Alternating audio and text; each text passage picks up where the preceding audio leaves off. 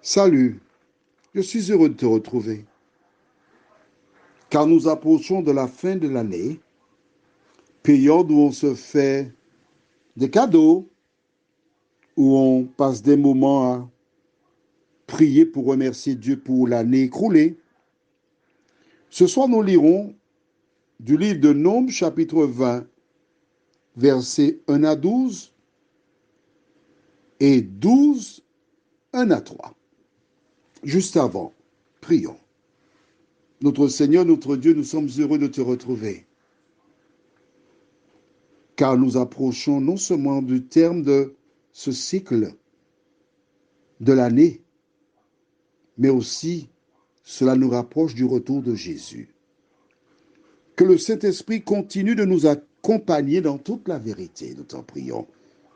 Au nom de Jésus et pour ta gloire éternelle. Amen. Nous lisons dans Nombre 20, versets 1 à 12. Toute l'assemblée des enfants d'Israël arriva dans le désert de Sin. Le premier mois, et le peuple s'arrêta à Kadès. C'est là que mourut Marie et qu'elle fut enterrée. Il n'y avait point d'eau pour l'assemblée, et l'on se souleva contre Moïse et Aaron. Le peuple chercha querelle à Moïse. Ils dirent, que n'avons-nous expiré quand nos frères expirèrent devant l'Éternel?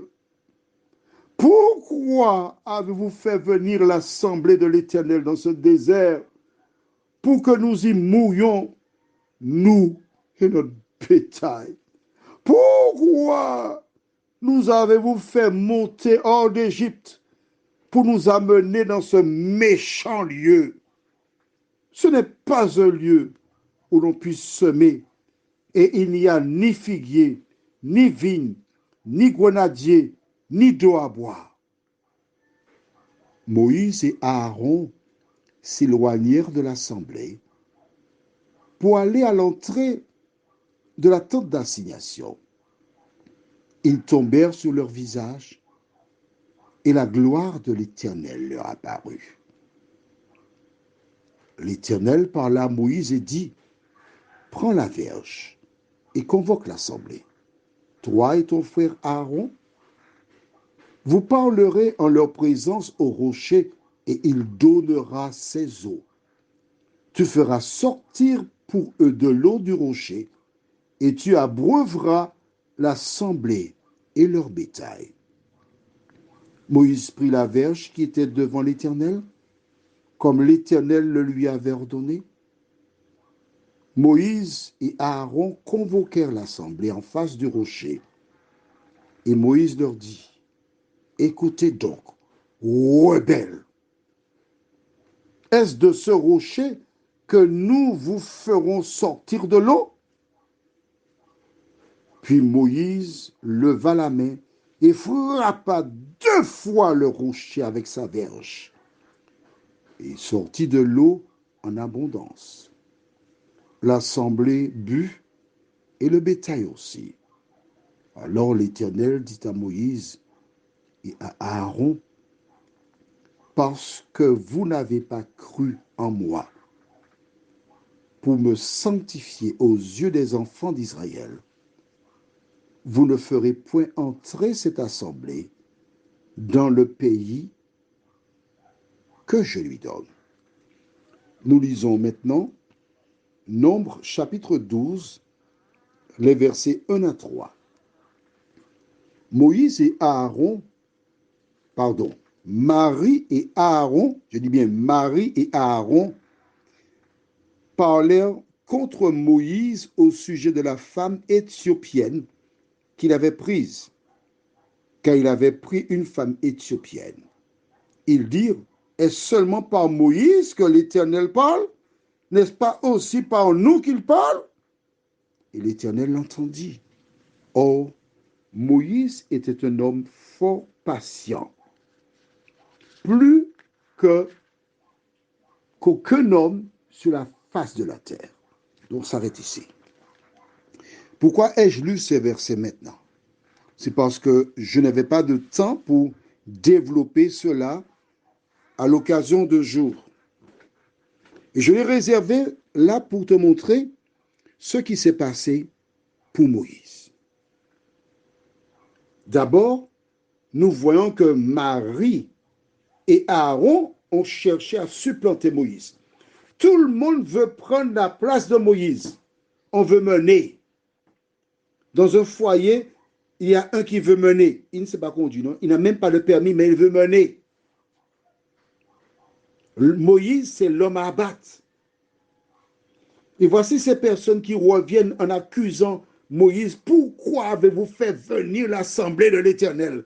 Pourquoi vous avez fait cela? On va mourir ici. Vois-tu, les personnes qui n'ont pas la foi sont dans l'opposition jusqu'à la fin. C'est seulement lorsque tu as la foi que tu ne fais plus partie de l'opposition. Moïse, qui était un homme patient, Dieu lui a dit, parle au rocher qui te donnera de l'eau. C'est le verset 8. Vous parlerez en leur présence au rocher et il donnera ses eaux. Tu feras sortir pour eux de l'eau du rocher et tu abreuveras l'assemblée et leur bétail. D'accord? C'est ce que Dieu a dit. Que dit Moïse? Avant de voir ce qu'il dit,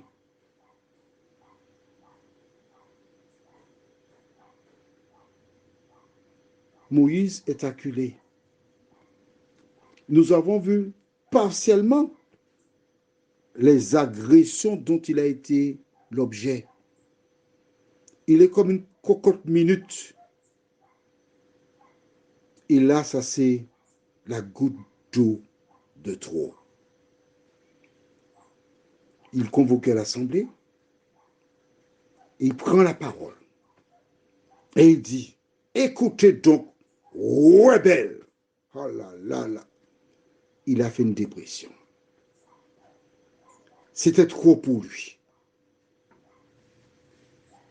Et il dit, est-ce de ce rocher que nous vous ferons sortir de l'eau? Il dit le contraire. Dieu a dit, parle au rocher et l'eau coulera. Mais lui, il pose la question, est-ce que c'est de ce rocher qu'on va faire sortir de l'eau? Il a douté de l'Éternel. Le diable l'attendait. Et quand il a dit ça, dans l'atmosphère, les démons et le diable ont crié, aïe, aïe, aïe, nous l'avons eu. Il est pris, il est pris, il est pris. Nous avons gagné. Pourquoi? Parce que lorsqu'il a dit cela, il s'est libéré en donnant un premier coup de bâton, criant, ah! Tout ce qu'il y avait en lui, il a extirpé. Un deuxième coup de bâton. Ah, ça fait du bien. Mais alors, verset 12, alors l'Éternel dit à Moïse et à Aaron, parce que vous n'avez pas cru en moi. Le fait de dire, est-ce que de ce rocher, nous allons faire sortir de l'eau? Il n'a pas cru, il a douté. Vous n'avez pas cru en moi pour me sanctifier aux yeux des enfants d'Israël. Vous ne ferez point entrer cette assemblée dans le pays que je lui donne. C'est terminé pour vous. Quel choc! Un moment d'inattention. Comment comprendre cela? C'est ce que nous verrons demain soir, si Dieu veut. Il ne faut pas rater demain soir, il faut être là. Prions. Notre Seigneur et notre Dieu, nous te remercions pour la parole. Nous te remercions pour la vérité.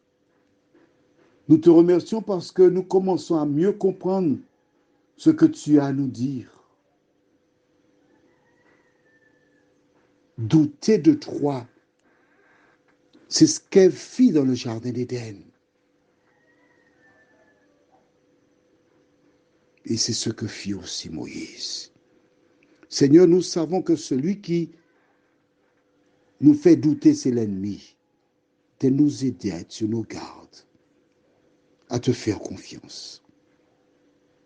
Merci pour la parole. Au nom de Jésus, pour ta gloire éternelle. Amen. Je te souhaite une bonne nuit. Je t'invite à ne pas douter de Jésus, de ne pas douter de la parole, si tu ne veux pas connaître le même sort que Moïse. Que Dieu continue de te faire du bien. Et à demain soir, s'il nous prête vie.